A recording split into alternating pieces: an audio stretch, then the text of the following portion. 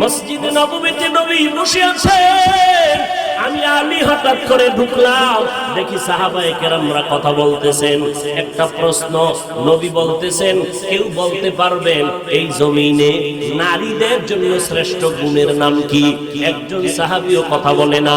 আমি আলী দীর্ঘ সময় বসে হঠাৎ করে বের হইয়া একটা দূর দিয়া আমার ঘরে গিয়ে দাঁড়ায় গেলাম। আসসালামু আলাইকুম ইয়া আহলাল বাইত, ও ঘরওয়ালারা তোমাদের উপরে সালাম। ফাতেমা ভেতর থেকে দরজা খুলে সালামের জবাব দিলেন। আপনার বিবিরা দেয়, স্বামী ঘরে ঢুকে সালাম নেই তো স্ত্রী কেমনে সালাম দিবে? মদিনার নবী বলেন, আমি রাসূলের আদর্শ, ঘরের মধ্যে ঢুকো পরের ঘরে আর নিজের ঘরে অনুমতি নাও আগে সালামের মাধ্যমে। মোবাইলে কথা বলতেছো, আগে অনুমতি নাও সালামের মাধ্যমে। সারা দুনিয়ার বেঈমানের গোষ্ঠীরা মুসলমানের সালামটা বন্ধ করে হ্যালো হ্যালো শিখাইয়া দিল। খোদার কসম, আল্লাহর নবীর সুন্নতের আমল হলো হ্যালো না, কথা বলার শুরুতে তুমি সালাম দাও, হ্যালো না বলিয়া কও আসসালামু আলাইকুম, ওখান থেকে কোনো আওয়াজ নাই, আবার বলো আসসালামু আলাইকুম, ওখান থেকে পাল্টা জবাব নাই। যতবার সালামের জবাব না দিবে তুমি শুধু সালাম দিতে থাকো। যদি জবাব না দিয়ে কয় কে ফোন করলেন, সালামু আলাইকুম, ভাইজান আপনি কে ফোন করলেন, সালামু আলাইকুম, যতক্ষণ সালামের জবাব দিবি না আমার সালাম বন্ধ হবে না। একবার যদি টেস্ট করো জীবনের তরে বান্দা সালামওয়ালা হয়ে যাবে। হ্যালো বলবা না সালাম, ঘরের মধ্যে ঢুকার আগে কি সালাম। হযরত আলী বলেন আমি সালাম দিলাম। ফাতেমা ব্যস্ত ছিল কাজে, কাজ বন্ধ করে আমি স্বামীর খেদমতের জন্য ফারেক হয়ে গেলেন। আর আমগো আম্মা জানেরা কাজ না থাকলেও আগে যদি ব্যস্ত থাকে, স্বামী আগে যদি শুয়েও থাকে টেলিভিশন দেখে, স্বামী ঢুকার পরে সাথে সাথে বিছনায় পড়ে যায় অসুস্থ। কোনো কাজের যেন অর্ডার না আসে, যদি কয় পানি দাও নিয়ে খাও, যৌতুক খাইয়ে বিয়ে করছে, এখন ওই বউয়ের গোলাম হয়ে গেছে। আল্লাহ হেদায়েত দান করুন। ফাতেমা সালাম দিলেন, কোথা থেকে আসলেন স্বামী আমার? বলে মুহাম্মদ পয়গম্বরের দরবার থেকে। আমার আব্বা জান কেমন আছেন?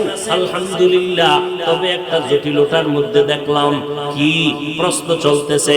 নারীদের জন্য জমিনের মধ্যে শ্রেষ্ঠ গুণ কি? কেউ জবাব দেয় না।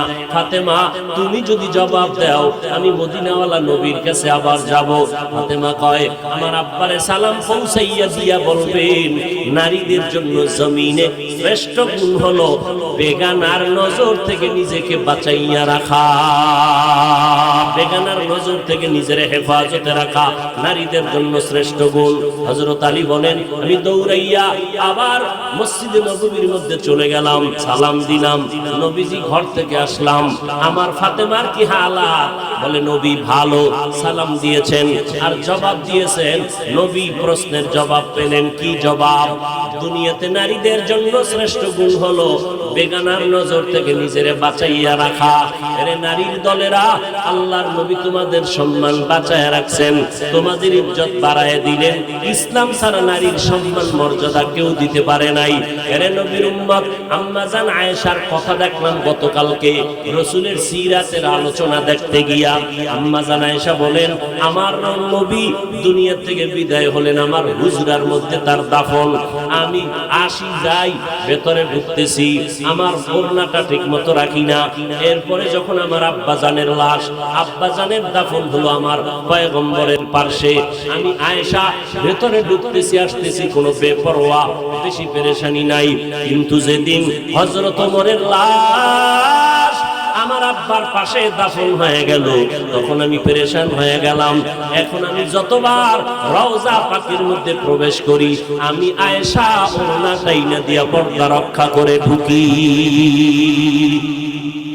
এরা কবরের ভিতরে, আমি কবরের উপরে, মাটির উপরে, এখানে আর পর্দার মাসআলা কি? বলে এটা তাকওয়া, এটা আল্লাহর মুহাব্বত, এটা আল্লাহর ভয়। আল্লাহর মুহাব্বত যত বেশি পেতে চাও তাকওয়ার বিকল্প নাই। হর কে দারাত খৌফে হক দর দিলু মাদারম জান্নাতুল মাওয়া দেহদ উরা মাকাম। ভালো করে শুনেন। সেদিন হাদিসে দেখলাম রাসূল বলেন যেই ঘরের নারীরা মাথায় ওড়না রাখে না, মাথায় অনেক আছে না, ওখানে ভিন্ন কেউ নাই, আমি আছি। স্বামীর সামনে, ভাইয়ের সামনে, যাদের সাথে দেখা দেওয়া যায়, এদের সামনে যেই মহিলারা ওড়না রাখে না মাথায়, আল্লাহর নবী কয় ওই ঘরের মধ্যে কখনো রিজিকে বরকত হয় না।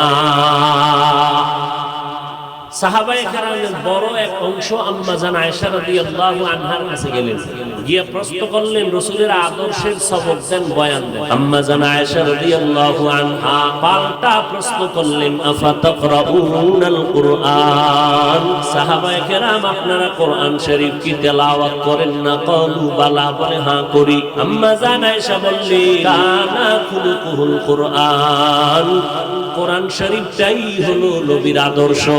আদর্শের আরবি হলো সিরাতুন নবী, নবীর সিরাত হলো কোরআন, সিরাতুন নবী হলো কোরআন, সিরাতুন নবী হলো নামাজ, সিরাতুন নবী হলো কোরআনের বর্ণিত পর্দা, সিরাতুন নবী হলো কোরআনের বর্ণিত রোজা। যারা বলে আমরা সিরাতুন নবী মানি না, প্রমাণ তারা কোরআন হাদিস মানে না। রাসূলের সিরাত হলো কোরআন। আম্মা জান আয়েশা রাদিয়াল্লাহু আনহা বলেন, সিরাতুন নবী, এরে নবীর আশিক, রবিউল আউয়ালে আমার নবী দুনিয়াতে আসলেন। এখন এই খুশি হইয়া আপনারা মিলাদুন নবীতে কি আমল করবেন? আমার নবীর থেকে কোনো আমল আছে কিনা আমরা যাচাই করে দেখব। যদি দেখি নবীর মধ্যে মিলাদুন নবী উপলক্ষে কোনো আমল নাই, তাহলে আমরা নজর করব সাহাবায়ে কেরামের ভেতরে আছেনি।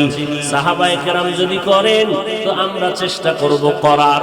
যদি দেখি সাহাবায়ে কেরামের মধ্যে নাই, দেখব আমরা আমাদের মুরব্বি তাবেঈন, তাবে তাবেঈন, এদের মধ্যে আসেনি, নজর করে দেখলাম না, সাহাবাদের কাছেও যাওয়া লাগবে না, তাবেঈনদের কাছেও যাওয়ার প্রয়োজন নাই। মিলাদুন নবী উপলক্ষে আমার নবীর একটা আমল আছে, আমার নবীর আমল। আমার নবী প্রতি সোমবার দিন রোজা রাখতেন, সপ্তাহের সোমবার। নবীকে সাহাবায়ে কেরাম জিজ্ঞাসা করলেন, ও নবী আপনি সোমবার দিন রোজা রাখেন কেন? নবী বললেন, আমি দুইটা কারণে সোমবার দিন রোজা রাখি। এক নাম্বার কারণ, আমি আল্লাহর পক্ষ থেকে যেদিন দুনিয়াতে আসছি আমার মিলাদ হয়েছিল সোমবার।